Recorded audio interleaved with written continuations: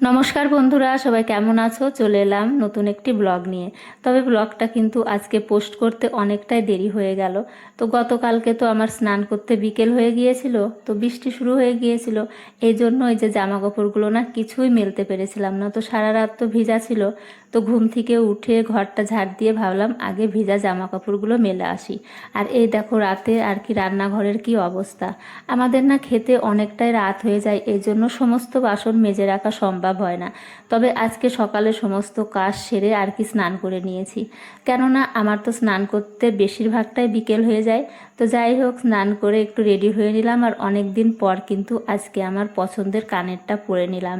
আর finally দেখো আমার চুলগুলো, আমার মাথায় তো একদমই অল্প চুল, তবে যাও ছিল মানে অসুখে আর ওষুধ খেয়ে খেয়ে সব মানে সমস্ত চুলই উঠে গেছে।